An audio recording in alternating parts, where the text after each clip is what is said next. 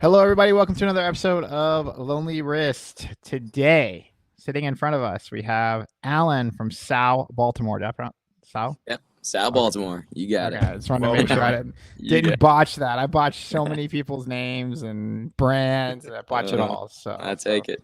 we're here. We're here You to got a botch knack it. for doing that, Blake. I know. Yeah, it's just my thing. It's just my thing at this point. Let's kick off with the foundation of your brand. Mhm. Like what what inspired you to start a watch brand in the first place? Yeah. What inspired you to start this journey?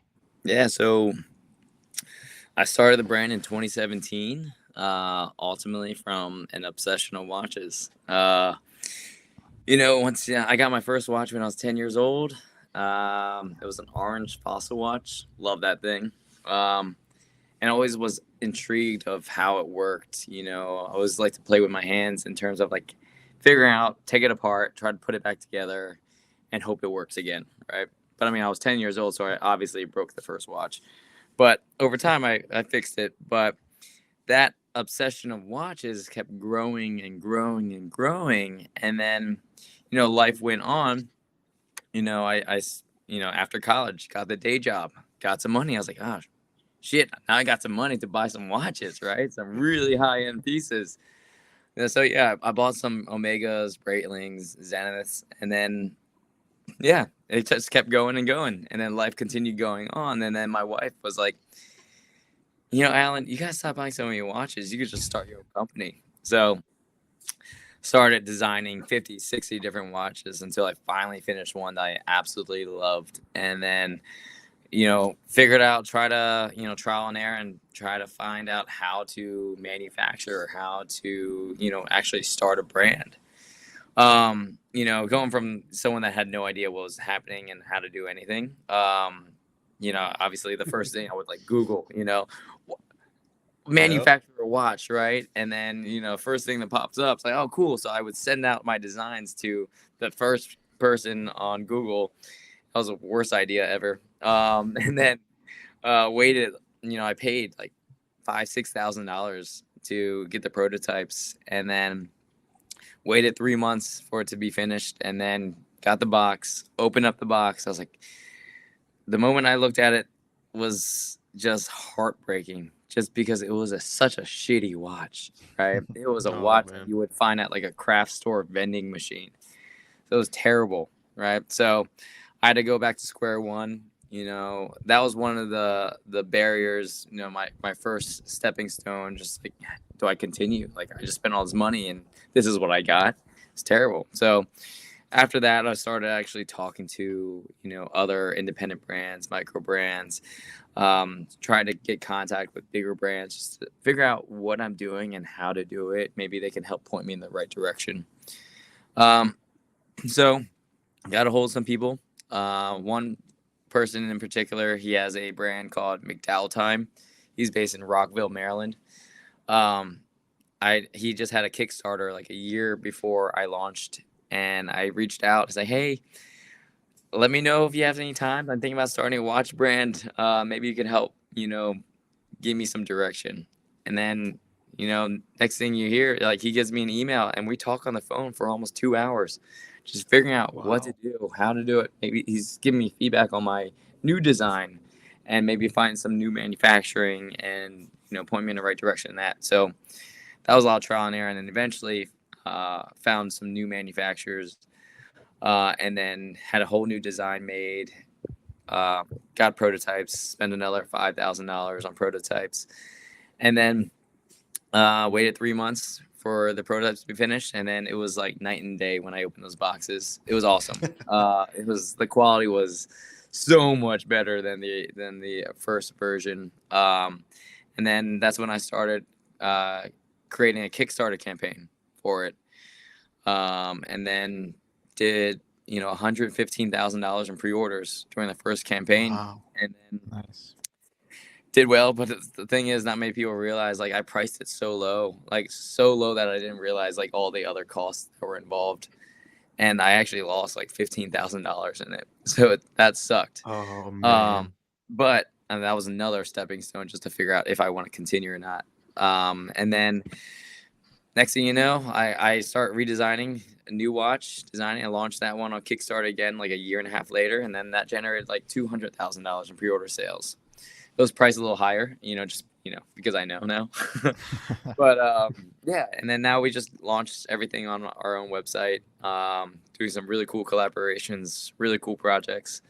But it was definitely a journey getting to this point, and it's fun.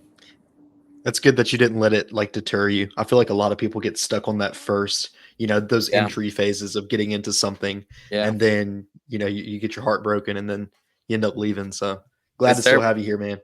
It does. It's great. It was not many people know this, but when I had the day job and I talked to like the COO and the chief marketing officer at that company, it was a property management company, and then Okay. I was like, "Hey, I'm thinking about starting a watch company," and they were like, "Wow, like that sounds cool." Like the COOs, their family used to have this watch repair shop in Maryland. Like they were like, "Can we be a part of this?" I'm like, Wow. "Sure." I mean, you have the funds, sure. I mean, so they were actually partners in this in the very beginning, up Wow. until we got the first, prototypes, and that was so crappy that they were like, we don't want to be a part of this anymore. Good luck. I, I Which I bet now they want in, huh? I I'm trying mean, to. probably, but it was just, I was like, I get it. So I gave all the money back, and then that's when, yeah, it's just wild how things, happened, but it was cool. Was your first watch the Founders Edition? Was that Yep, that okay? was it. Founders Edition. Nice. It's a sweet watch, Yeah, man. it Thanks. it is very classy. Yeah, it was like classy, So like everyday piece. Yeah. It's because that was kind of like the watch design that I liked at the time. Like every new design or every design after the Founders was always a design based on like, I wanted to buy a new watch. So instead of buying that new watch, I would design a whole new watch.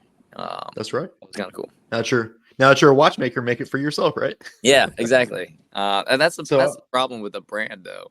When you own your own brand, it sucks at the same time that it's awesome.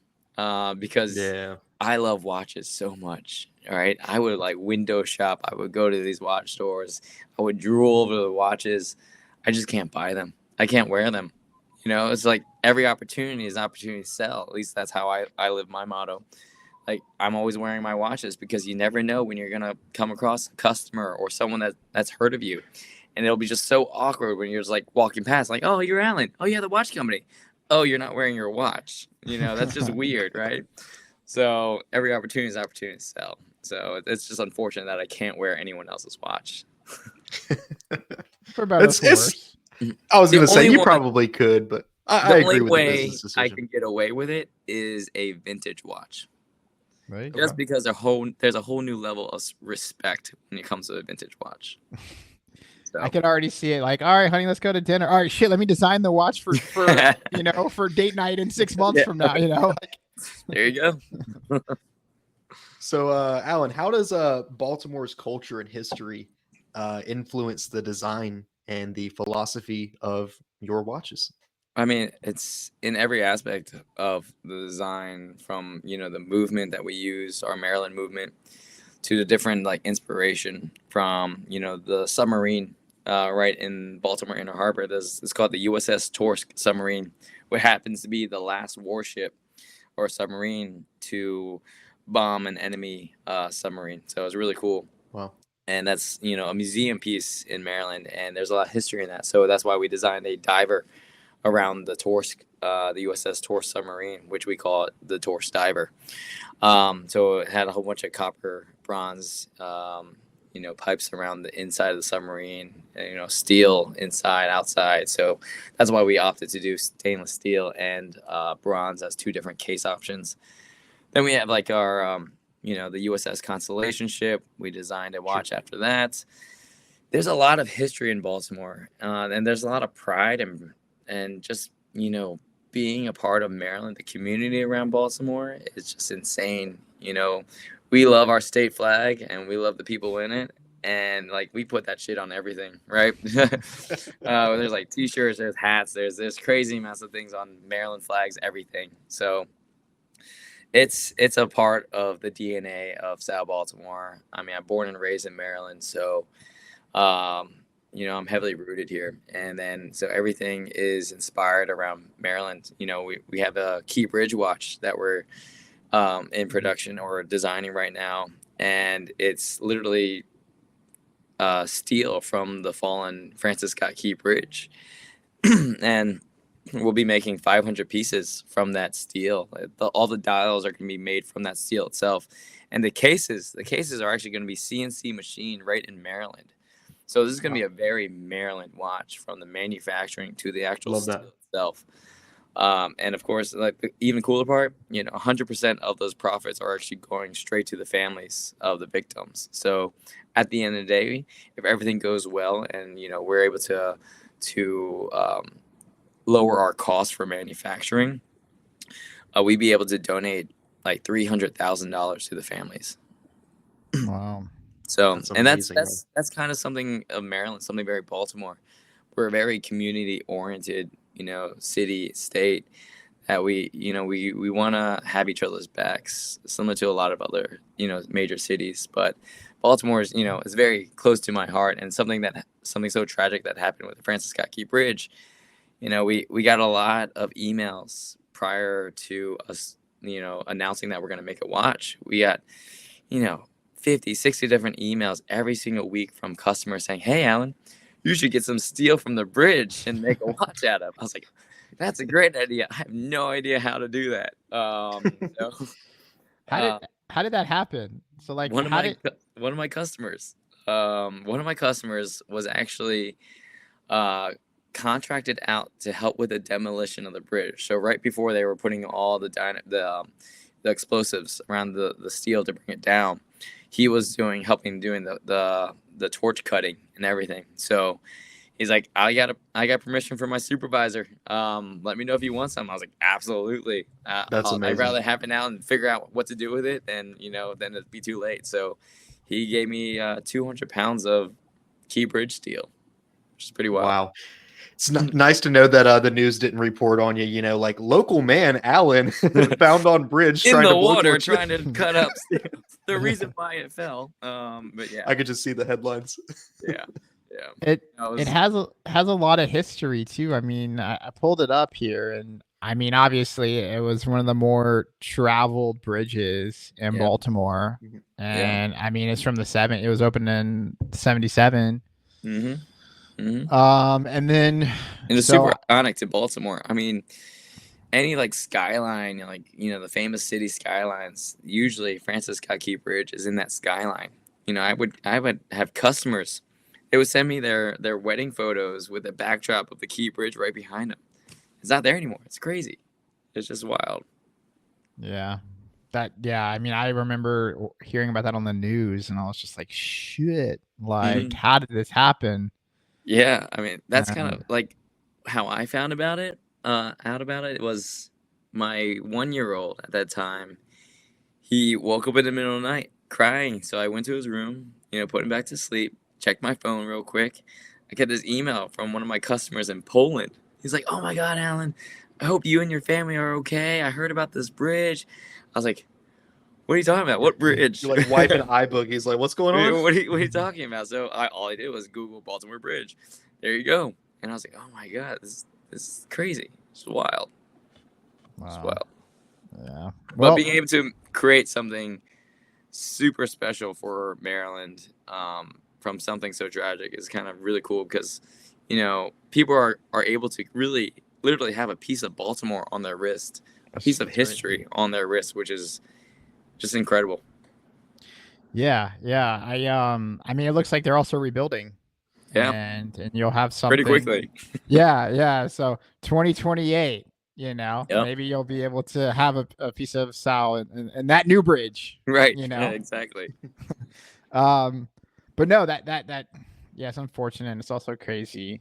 But I mean, it sounds like you have a lot of support from Baltimore, but I'm assuming beyond that, I mean, obviously, when you think about watchmaking, like Baltimore does not come anywhere close to being at the top of your mind. So would you say it's been challenging, building a Baltimore-based brand, especially considering, you want to do everything in Baltimore. You want to keep it local. And I mean, I can't even imagine there being, I live in Vegas and I have, access to a handful of watchmakers, like good watchmakers here, but I'm sure you have a lot of challenges kind of staying true to those roots. I mean, 100%. I mean, even just watchmakers in general, or, a dime a dozen, they're just, there are too many watchmakers out there, that are willing to, jump on a new brand or something and just start doing assembly and actual watchmaking.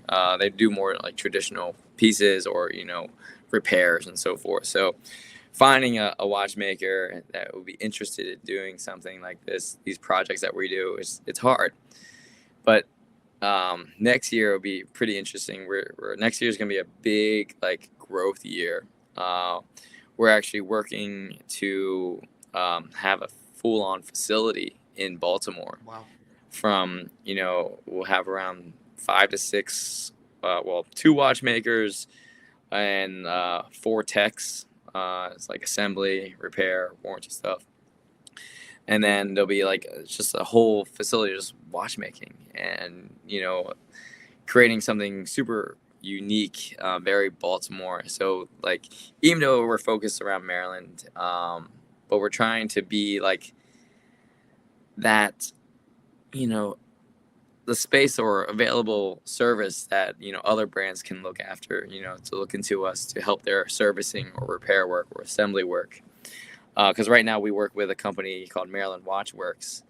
The ultimate goal is to, hopefully, bring them to Baltimore and kind of create our own big watch company in Baltimore, in Maryland, to be like the mecca, of watchmaking, which would be really cool. But yeah, working with, right now we're working with local like machinists, CNC machinists, laser engravers, and so forth. But eventually bringing those machines in-house, that's the ultimate goal. But again, those machines are like, $200,000 to $500,000. So pricey. So, we're gradually getting to that point, and hopefully next year we'll be at a stage that we actually have a full-on facility where we'll have all our fulfillment, all our assembly, all our, marketing, design, and so forth, all in one single building, so people can actually take a tour and see how, Tsao Baltimore operates, from all the little things, from talking to customers to putting orders together and boxing out, going to UPS to, actually seeing the watches being assembled. That's the ultimate goal, and we're slowly getting to that point. But yes, it is very difficult because it is, one, it's a very traditional industry, being in watches, so it's very difficult to get there. And two, just getting people excited about watches. People don't generally, the average person, consumer, aren't generally super excited about watches. Like us, watch people. Unless you're in it, it. But if you're not, you're like, oh, it's just another, watch, right? But that's what we're trying to create in Baltimore. We're trying to create that really fun community of watch people, getting people excited. And one thing, get people excited is this Key Bridge watch. We're doing this Key Bridge, but people are super excited. When we first announced that we were going to do this Key Bridge watch, like 3-4 months ago, people were like, can we just give you money now? I don't know when it's going to happen. I don't know how it looks like. Can you just take my money? I was like, I don't feel comfortable taking your money, but thank you so much. But it's just wild. Just people are getting excited about that. And, we had this collaboration with this beer company in Baltimore called National Bohemian, Natty Bo. It's very Baltimore, as a Baltimore icon in terms of brands. They were like the first brewery in Baltimore in 1885. And there's still like a big sign in Baltimore, like an LED sign, which is really cool. And then next year we actually have a license agreement. I don't know if you guys know what McCormick is. When you think about Maryland, you think about steamed crabs. When you're steaming crabs, the seasoning is Old Bay. Okay. So we actually have a collaboration with Old Bay, and we're going to do an Old Bay watch next year, which would be pretty awesome. Super excited about that. But it's very like these small things, get people excited.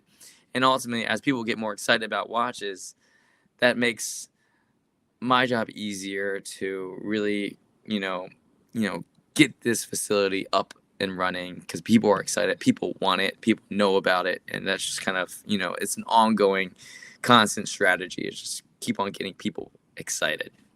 I was going to ask you too. Go ahead, Blake.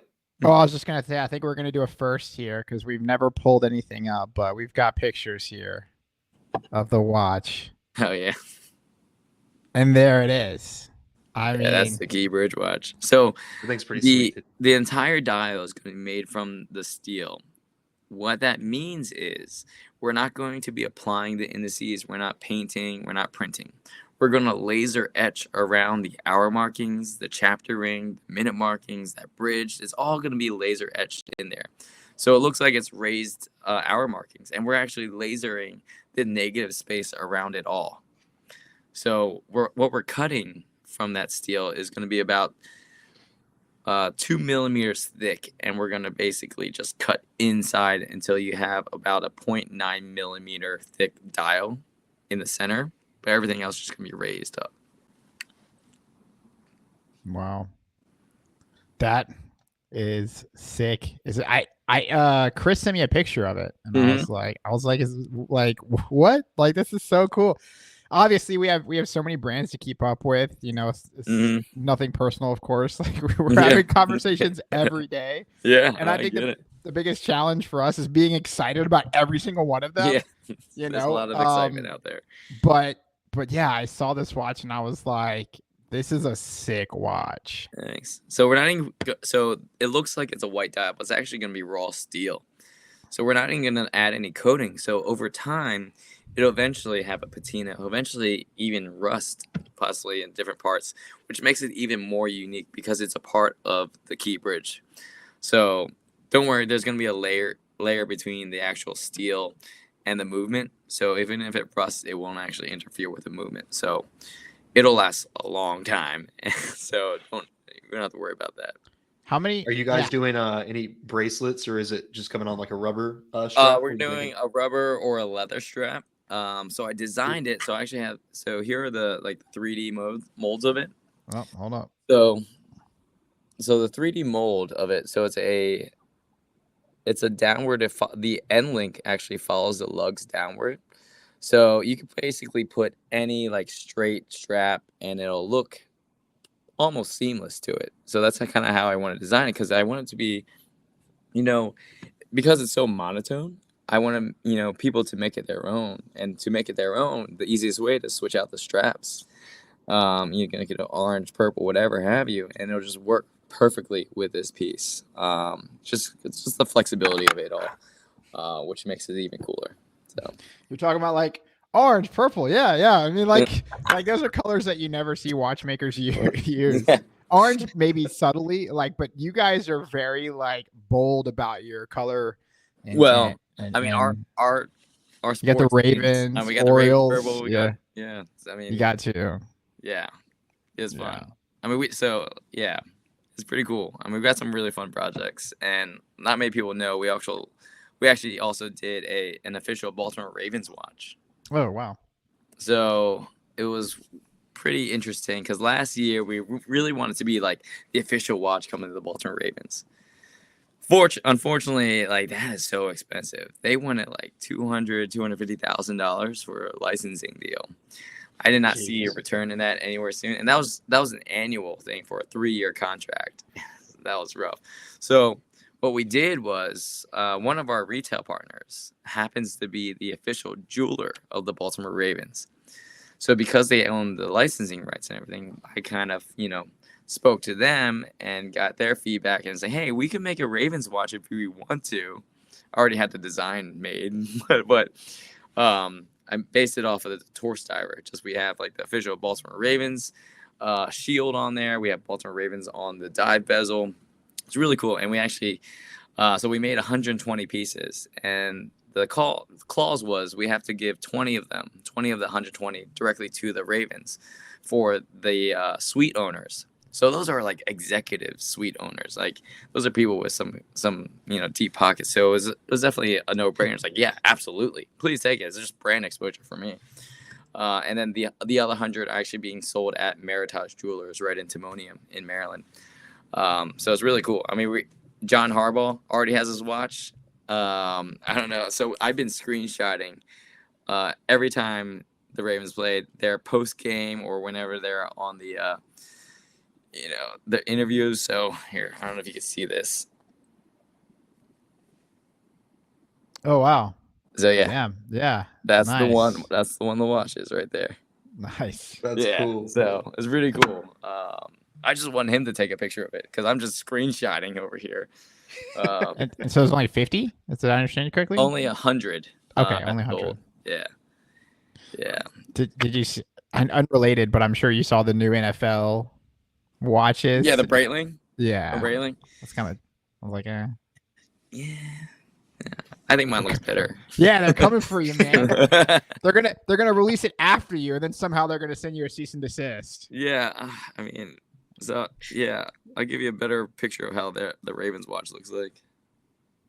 Oh yeah, That's that is awesome. sick. Yeah, so pretty wild. And we have the official like Ravens emblem there. Yeah, it's subtle, but it's there. It's, Was that bronze? It is bronze. It's a bronze Okay. case. So, Yeah. I guess it's cool. Have you ever worked with gold? Is that? No, not. I mean, gold is just so expensive right now. I mean, you got those big Ravens players that love their gold stuff. I'm sure You are right. You're right, but seems to like a produce it- logical progression, right? Yeah, I guess so. But I mean, these are 43 millimeters. I made the rubber straps to basically fit like a 10-inch wrist. No one's got a 10-inch wrist, but yeah, it's super long. Yeah. He's making his way, man. He's got Still, DLC, Francis Key Scott Bridge. I'm trying. We're trying to get the Orioles. We have all these conversations. Like, they may be interested. We're talking to XYZ. Okay, it's all right. We'll get there. We'll eventually get to the final guy, and it'll be like yes. So we'll see. Yeah, that's awesome, bro. I'm curious, Alan, what sets your watch designs apart from other brands that are in the market, or at least what do you think? I mean, it's a story. I mean, half the time with any micro brand, independent brand, it's a story. That's what makes micro brands so fun and unique. That's why people kind of gravitate to micro brands, because different brands have different stories, different design aspects, different in general. It's what the consumer kind of relates to and what they want to be a part of. Some brands are very like welcoming. Other brands are very, on the back end of things. So it all depends on like what the end user really wants to be, and what they want to support. So what differentiates us is, the story and, ultimately me and like how I design my watches, how I approach things. And, I am always, super welcoming and, always like to talk watches. And I'm, again, it's just, ultimately the difference is the brand owners, because we could all have designs. We all have divers, we all have dress watches, we all have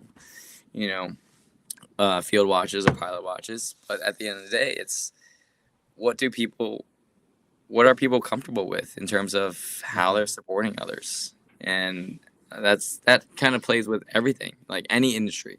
It's the story behind the brand. You could have you could be selling notebooks, you could be selling the same notebook as Jane Doe back over there, but because people are buying yours, it's because they enjoy you, right? They want to follow you, they want to support you.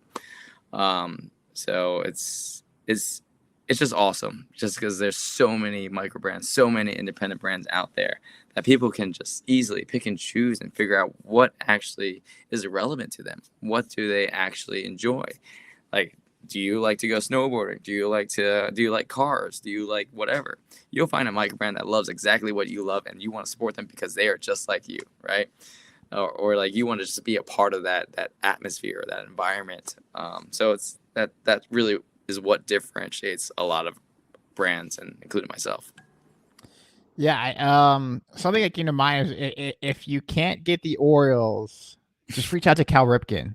And just do like a Cal Ripken I was thinking watch. about doing like a Ripken watch, which would be awesome. That'd be so sick. He's affiliated. Yeah, there you go. I mean, then you'll get pretty much all the Oriole customer base in a weird way. But I'm curious about like stepping back a little bit and doing like the licensing deal with like National Bohemian. Mm-hmm. Like, how did that concept kick off, and like, Mhm. how did you finally get to the end and be like, all right, So- sure, we're doing it? You know, That was surprisingly a lot easier than you thought. Oh, yeah? We think. So I already had the design in mind. So if you look at Natty Bo's head, his eye, his winking eye, looks like a moon. So I already had the design in mind. I knew I wanted to do a moon face design. It just made so much sense.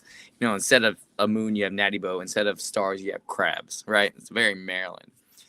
So I had this design already in my head, and all I did was I went on Instagram, and I'm already following Natty Bo, and I'm like, hey, I messaged them. I was like, hey, I have this watch company in Baltimore. I have this really cool design that I think would look really awesome with Natty Bo, and I'd love to see if you'd be interested in doing some kind of collaboration or licensing. Fortunately, that's the person that manages their account is a big watch person. She loves watches. So she was like, Alan, I love this project. I'm going to do whatever it takes to make sure this goes through. So, like, done. Okay, that sounds great. And that was it. That was really it. Wow. That was the That's easiest. awesome. Yeah, a lot easier. So the harder one was probably, well, there have been harder ones that we've been like ghosted. But like, I want to do this Utz watch. Like, I already had the design in mind. You know, Utz snacks, all the chips. You know, you got sour cream, you got original, you got ripples. It was a perfect watch, right? I wanted to design. I already had the design. I fell in love with it. They loved it. Next thing you know, they ghosted me. That was it. We didn't hear anything, so I can't even use the design. I love it so much, but I just can't do it. So that was unfortunate. But we have, you know, McCormick was a different story. To get into McCormick, you have to know someone that knows someone that's on a high level position there.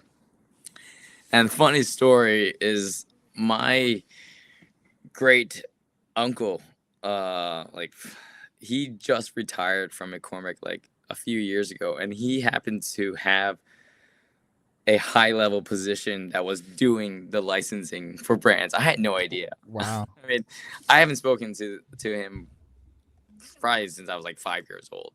It's been that long, and I had no idea he worked at McCormick. So there was an event in Maryland, and we had our big, you know, our Airstream trailer out. It was a 28-foot Airstream that we converted to a watch boutique, kind of like Oris.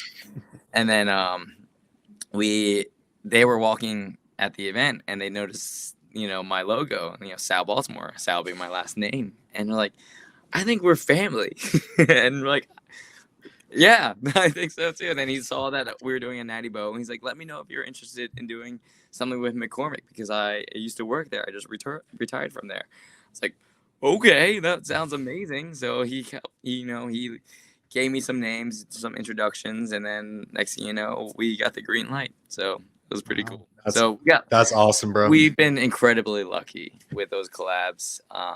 And we're hoping the luck, you know, continues, but it's just been very fortunate. Can we get a W in the chat for loomed crabs? I don't think I've ever seen that on a watch. Yeah. I'm looking at the Natty Bo and I'm like, bro, that's wild That's to have loomed. loom on the crabs. Yeah, I mean, we even put like the mustache on the counterbalance of the second hand. So It's amazing, super fun dude. piece. Such And I don't know fun if you design. saw like the packaging of it. I don't think so. No, I haven't. So it looks like this. Oh. Just happen to have it. So it's a beer company. So it comes in this beer can. It has like instead of a nutritional facts, you have actually like watch facts, Oh. That's amazing. and then you just pop it open, and you got watch. Dude. So sick. Yeah. I know Such a Chris cool- loves that watch because he's got one, and he was Yeah, super. he's got one. This is awesome though. Explain to me too so you have your Baltimore watch company, and then you also have Tsao. Mhm. So like, Think of it like so with Baltimore Watch Company, we're doing a lot more local collaborations where those are mainly focusing on the Miota 9015s, any Seiko movements, or like Swiss quartz movements, you know. The Tsao Baltimore is going to be more focused on our Maryland movement or high-end Swiss automatic movements. So like a Seiko, Grand Seiko kind of thing, but quality remains the same. It's just the movement that changes. Got Okay, it. cool. Yeah. So What's like, go ahead.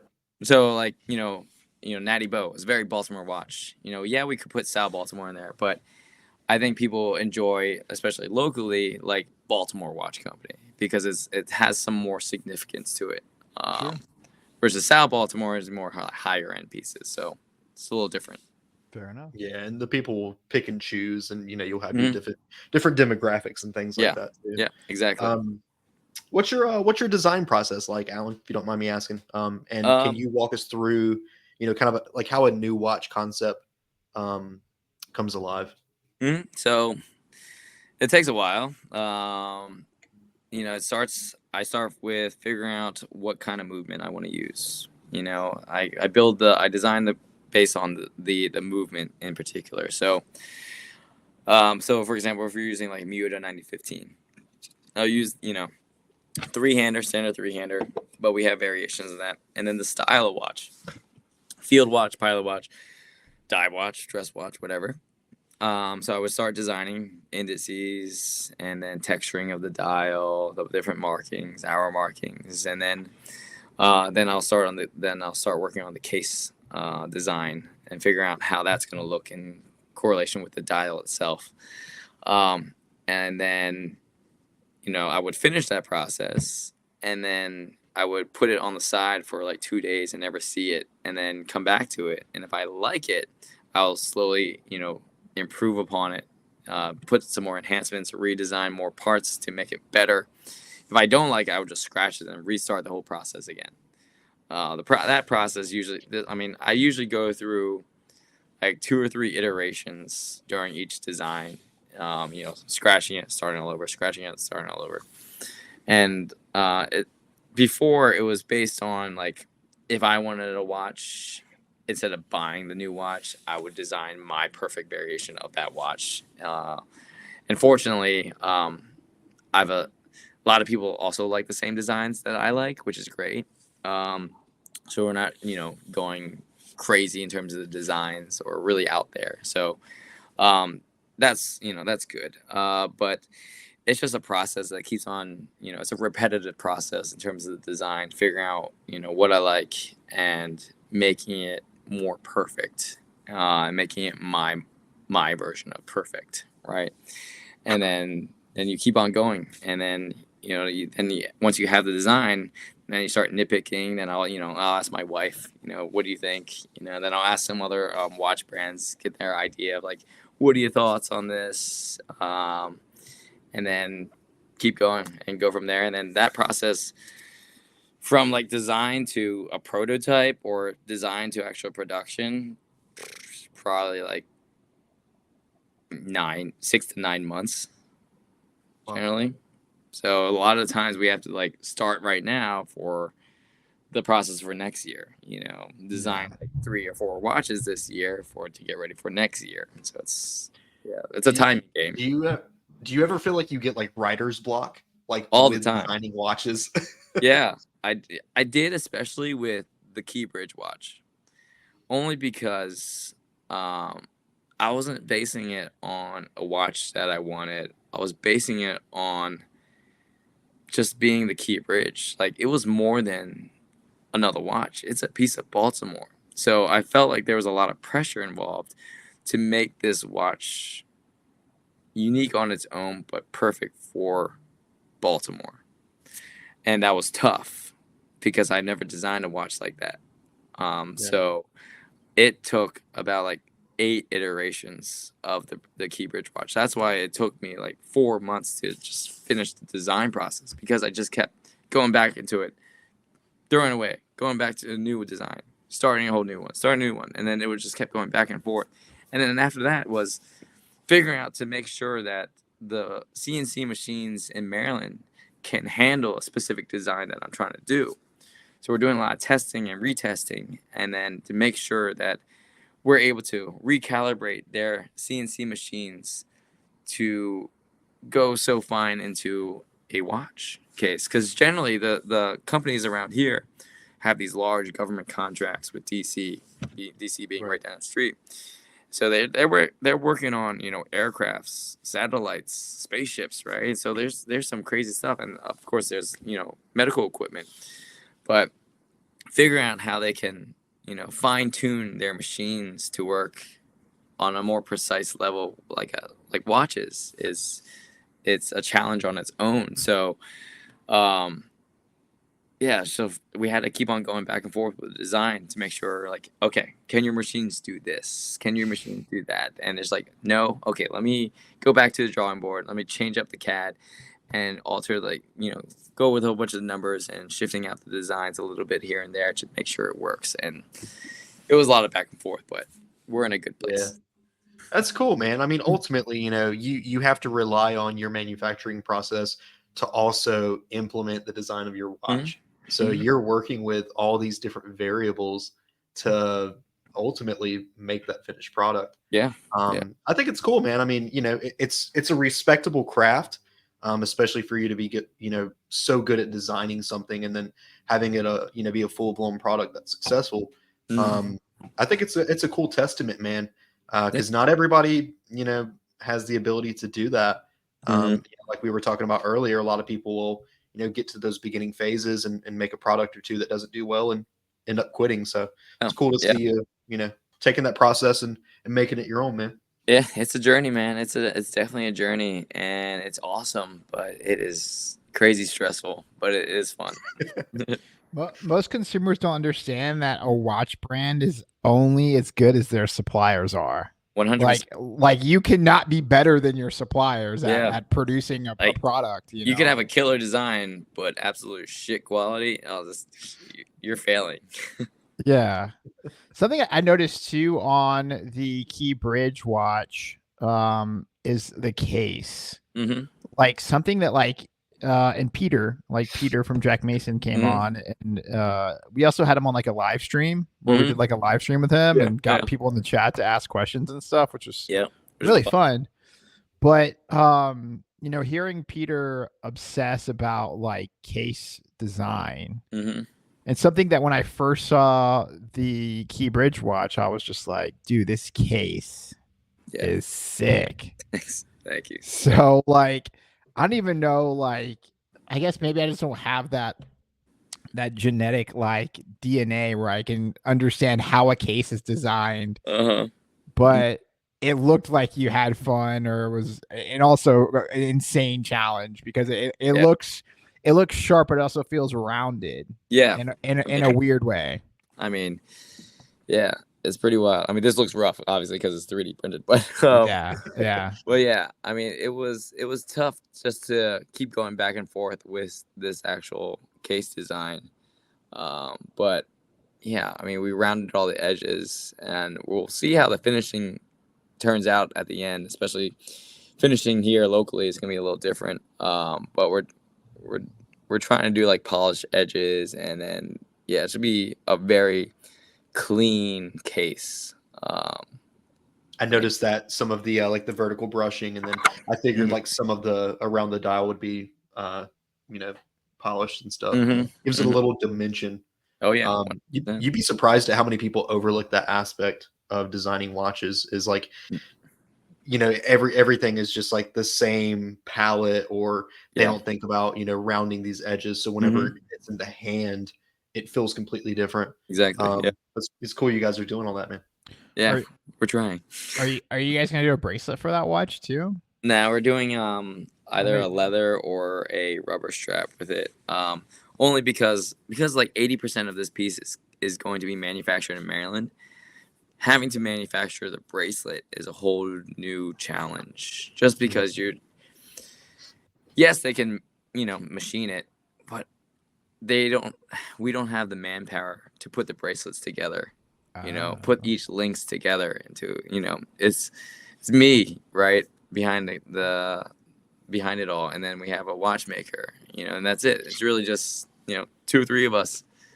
We don't have the manpower to actually put the bracelets together, which is unfortunate, but I mean, that's why we're kind of doing just a leather and rubber strap, because people can just, mix and match and do whatever they want with it. Yeah. I mean, think that that's a makes cool workaround though. Mhm. a ton of sense. And then, obviously, what's weird, and I've noticed every single watch you have that Baltimore like swagger, or you have some type of element that you define as being proud to be from Mhm. Baltimore. So in terms of design and approaching that, like it seems like you just have a grab bag of little Baltimore ideas you can throw into every Oh yeah, watch. yeah. And I mean that's the cool thing about Baltimore. There's a lot of history. I mean, we have the B&O Railroad, museum. We have Baltimore Museum of Industry. Like there's basically canning oysters right in Baltimore was a big thing in Baltimore. So eventually there'll be something around there. We have a whole bunch of historic warships around here. But yeah, there's a lot of inspiration around here, and it seems endless, but it's just figuring out the time to design something based on that, or utilizing that as inspiration, getting time to just design in general. yeah, mother of pearl dial from Baltimore oysters. Is That could be something. that? Dude, that's actually a great idea, man. You need to write that Uh-huh. one down, Alan. Yeah. Nah, No. just don't listen to me. I don't know shit. No, it's definitely we definitely considered it. Don't worry. It's definitely something that's like down the road.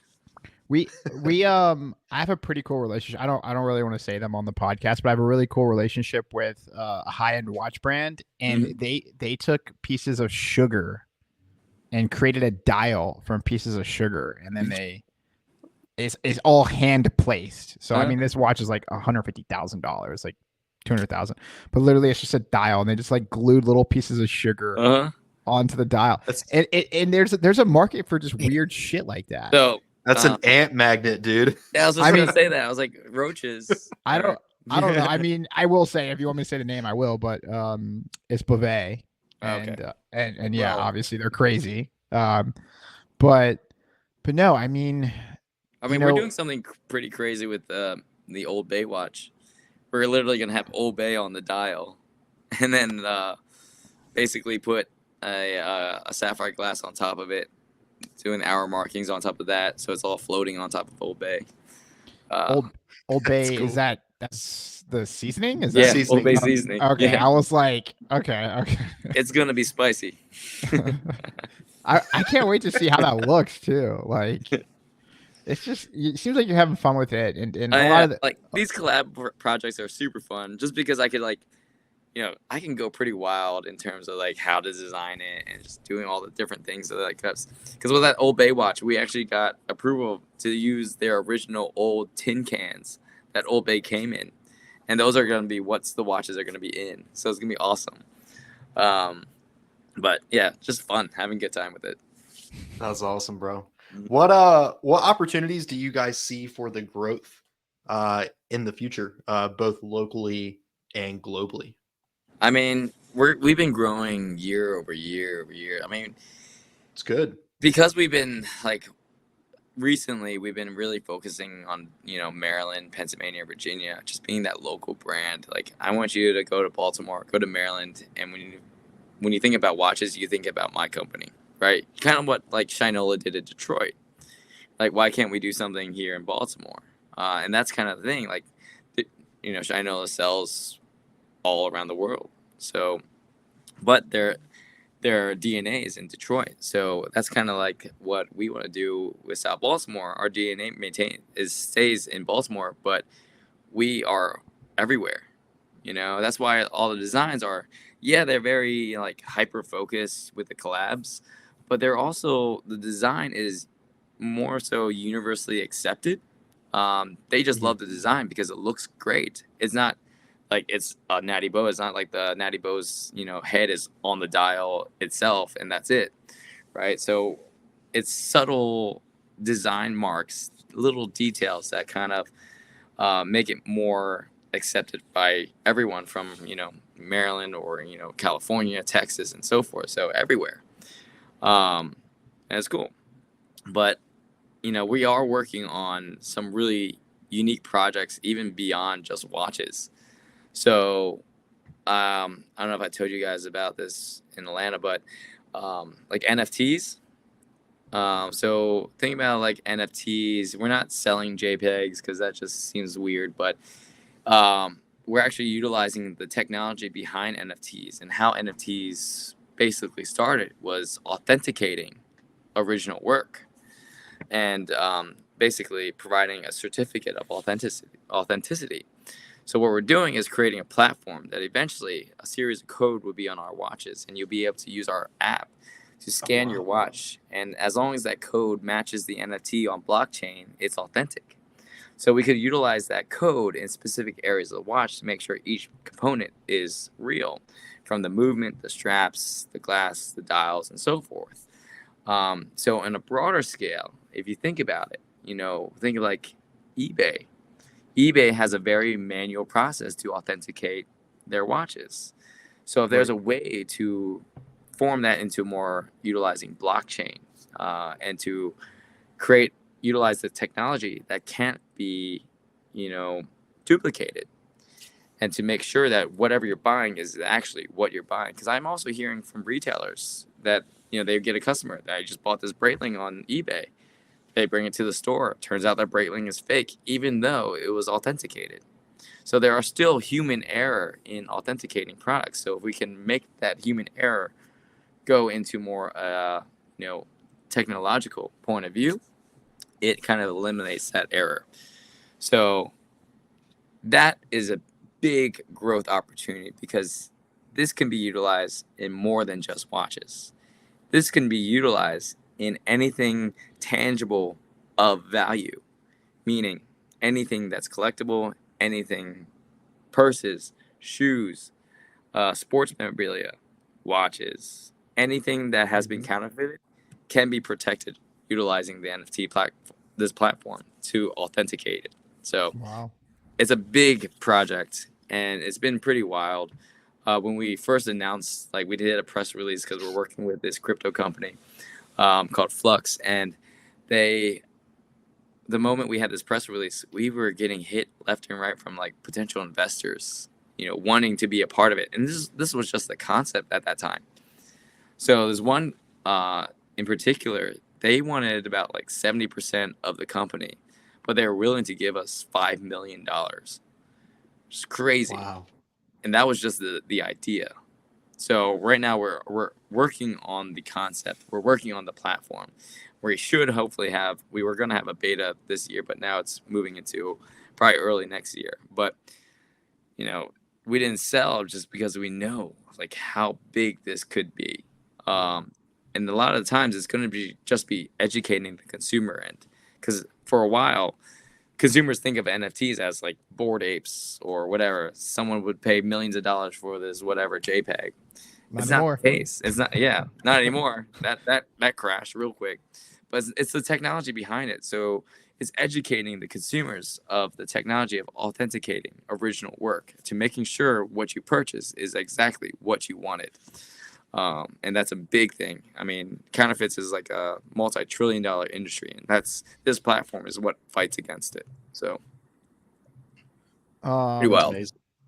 Yeah. What's funny is you know, you mentioned like Breitling, and ironically, Breitling was actually a brand that actually does have NFT warranty cards at the moment, you know. Yeah. So it's just some irony there, you know. So that's the thing. Like Rolex acquired a whole bunch of patents in different like crypto parts, because eventually I think they were trying to do something too, or at least something into the meta world. But it's a lot of those big companies. The reason why they're not, you haven't really heard of it, because they're trying to start from scratch. Right. They're trying to recreate the wheel. You know what we're doing. We have the companies, the crypto companies that have already developed the platform, that have already created, you know, something similar to help authenticate things. So what we need to do, we're just creating the channel between the consumer and to the blockchain. So we're creating that marketplace. We're creating that app that you can just scan your watch, and then we just have to apply the code into specific watches, and depending where you go or where you want it, that's all it is. Yeah. Yeah, I can't wait to explore and to see like how you kind of, bring that to market, because that definitely needs to happen. I mean, we all have questions about authenticity. Even with people, like you meet somebody, you're like, wow, that person's not very genuine. I didn't get any genuine vibes from that person. Yeah. Just even talking. Red to flags. them. There you go. What's so funny too is, obviously you're talking about brands from Baltimore. I started doing research. I started searching around. I didn't know, but CoverGirl is from Baltimore. Really? Yeah, Maryland. Yeah. Oh, can you picture a CoverGirl Tsao Baltimore piece? You can use some foundation. Boom. Go to the dial. Boom. Boom. Buckets. But no. I mean, it just seems like you have a lot to kind of pick and choose from, in terms of collaboration, bringing the spirit of Baltimore into watches.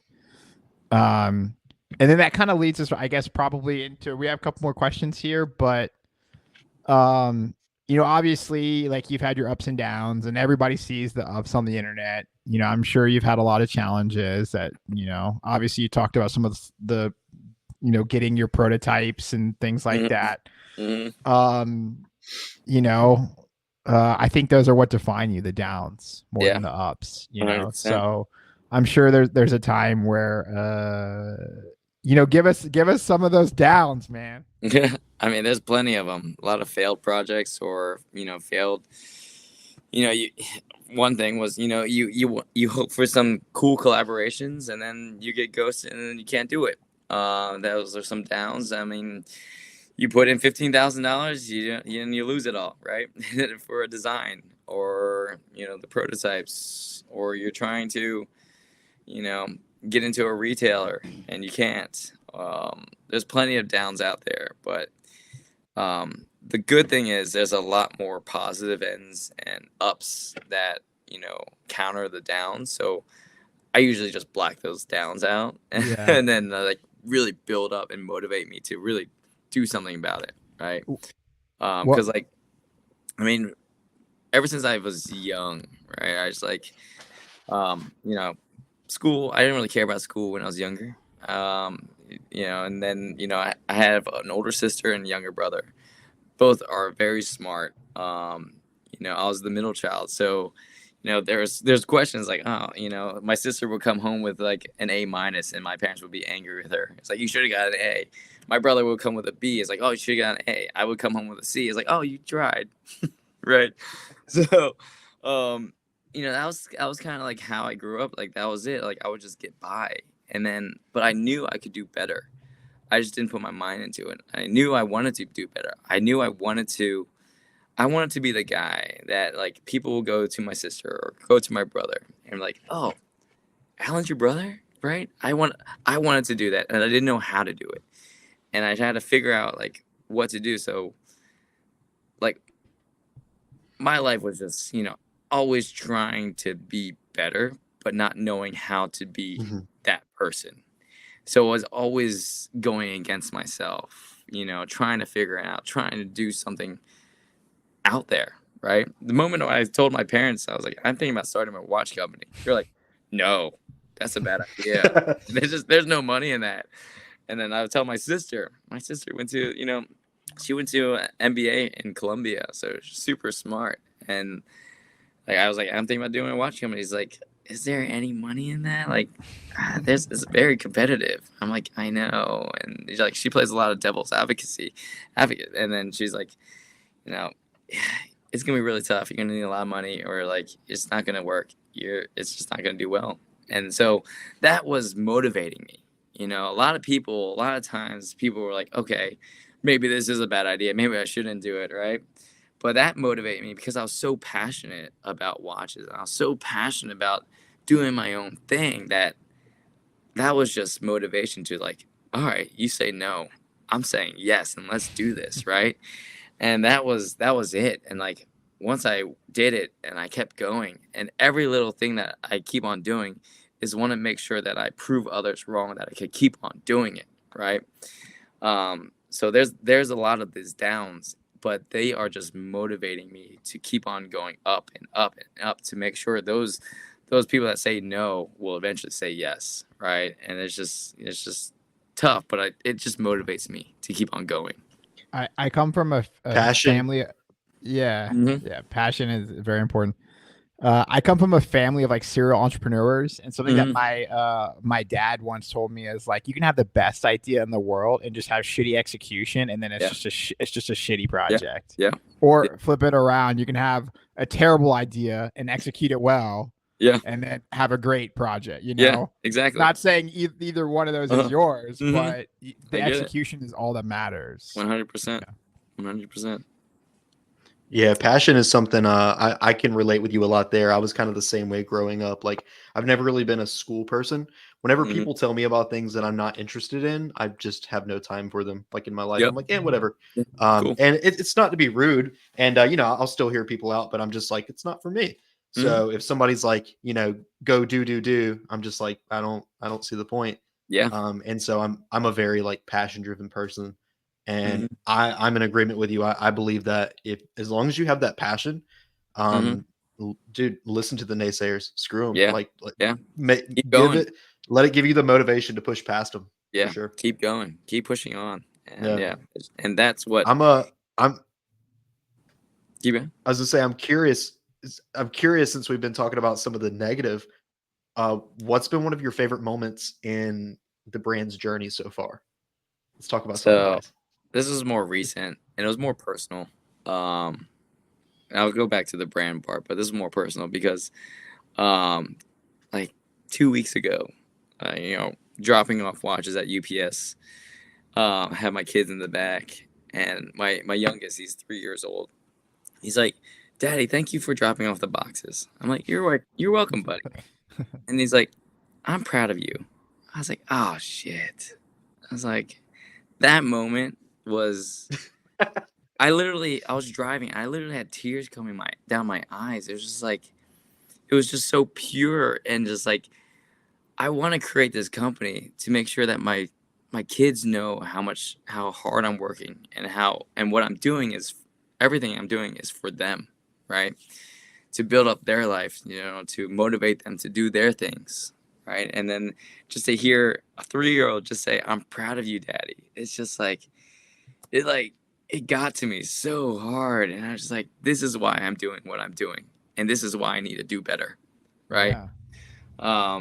And then so, you know, some other things, you know, the brand is, you know, being able to get to a point that we can say that we're going to have a facility in Baltimore with our watchmakers, our assembly, fulfillment all in one building is just pretty awesome to even say out loud, and just get to this point to know that we can get there. It's pretty awesome. It's pretty amazing. Amazing, dude. That's just crazy to think that your son like recognizes, you know what I mean? Like, he knows. I mean, he's especially like, for him to be 3 years old. That's pretty cool. Yeah, he's like, "Daddy, are these your watches? Daddy, is this work?" So it's like, he knows, and it's just awesome. Dude, that's crazy. My man was driving and like had tears coming down, and his kids are in the back seat. No idea. Yes, no idea. I was like, "Oh my god, this is crazy! It's the best moment of my life." That's crazy to think about that. And then, you know, we like to ask this question kind of to wrap up, you know, looking into the future, you know, I'm sure you have bucket lists that you hope to accomplish for the brand. If you share some of those with us, you know, so that way we, you know, people who are listening to this podcast, you know, 20 years from now, hopefully like they'll be able to, there's some accountability, right? Yeah. I mean, what do you mean by bucket list? Give me an example. I'm sure you have a direction that you want to take the brand. You know, I'm sure you say, "Hey, look, I want to collaborate with this person. I want to sell this many watches. I want to," you know, you talked about opening up your shop and bringing, you know, manufacturing back to Baltimore. Yeah. You know, I mean, ultimately, if you think of like we want to be Baltimore's watch company. We want to go to the bars around Baltimore. I want to see watches in everyone's wrist, and whatever that means in terms of how to get there, in terms of how many sales to get to that point, it all falls in like that whole realm of I want to be Baltimore's watch company. You know, I want to do all the sales. I want to get a huge market share in Maryland, and I want to expand globally. And I want to be the mecca of, you know, watchmaking, because with our facility, we would expand to eventually have our own CNC machines, eventually have our whole, you know, if you go to like Switzerland, go to like the big manufacturers, you see rooms full of people, watch makers, assemblers, like in rows, just assembling pieces. Like that's what I strive to become. You know, like, be that facility for other independent micro brands to utilize us to help their assembly process. You know, also doing Tsao Baltimore and Baltimore Watch Company pieces as well as being the main foundation of it all. But that'll be a big dream, you know, being the Shinola, but for Baltimore. Yeah. Hopefully making better quality watches than them too. 100%. Sorry to say that out loud, but I mean, we'll have automatic watches at the same price as their quartz watches. So yeah. Well, I think that's a good place to kind of leave us here. You know, we spent just over an hour with you talking about the ins and outs of the brand. You're probably looking at me like I hate this kid because I borrowed a watch from you and I have the content, I have the script, I've already done the YouTube video, I just need to deliver. It's fine. And we just been so backed up because it's just me and Justin. No, I get right it now, and we're struggling because as we grow, like we're having our own growing pains. Where every brand is, you know, we're talking to pretty much every brand. I get it. And just trying to prioritize this. I mean, I've got like 10 watches I need to shoot right now. No, I get it. Like it's kind of like our watchmaker. You know, we're trying to get. Like he does all the servicing for a lot of the different brands. You know, Jack Mason, he does RZE, he does, you know, a couple other pieces, brands out there. But like he's trying to get more business, but at the same time, it's just him and another, you know, watch tech. You need to hire at least 2 other people to offload a lot of that work, you know, because they're behind, you know, pretty significantly. Like they even do like repairs for vintage watches. Oh wow! There's probably like a 7-month back order of all these vintage pieces that they need to work on. So they just, you know, in order to scale up, you just got to hire internally and just keep on scaling. But I get it. I totally understand. It's really challenging because watches are already a niche hobby. Mm-hmm. And obviously, like if Justin and I bring somebody in or hire somebody, like we just be like, okay, they have to be a super watch nerd, and they have to be passionate about this, or else it just all kind of in a weird way falls apart. Yeah, I get it. But like I'm trying to find like another me to hire, you know, to work on, you know, help with the QC and help with, you know, responding to emails, fulfillment, marketing. You know, go to events and stuff like that. So it's hard to find another person that's equally as passionate and like super involved into it. And it's hard to find someone unless they have, you know, blood in the game. So it's tough. Yeah. And if anybody's listening, email Alan. And you're from Baltimore too. There's your plug. Alan. Yeah, there you go. Well, thank you for spending just over an hour with us. Everybody, Alan. you should definitely check out all of Alan's watches. Pick you up one. These things are amazing. I think when we first met you in Atlanta, and you know, it's a brand that I never expected. You know, like you know, it's easy. It's easy. Yeah. You've got a lot of people who are shining so bright. Oh yeah, for sure. They're coming to the same festivals as you, the same events, and you know, to overlook, right? Yeah, and I totally get it. You know, that's the reason why you know, these festival circuits are so important. You know, because it gives people to feel the watches. Yeah, to see them in person. There's a quality product there. I mean, and you're doing some cool stuff, and I really appreciate you, not only as a brand, but as a friend and collector and designer and appreciate it, man. And yeah, so So thank you so much for coming on. No, and thank you for having me. everybody, fun. check out Alan's watches, and we will see you very soon, I'm sure. Yeah, I'm sure we will. Thanks, everyone. Thanks.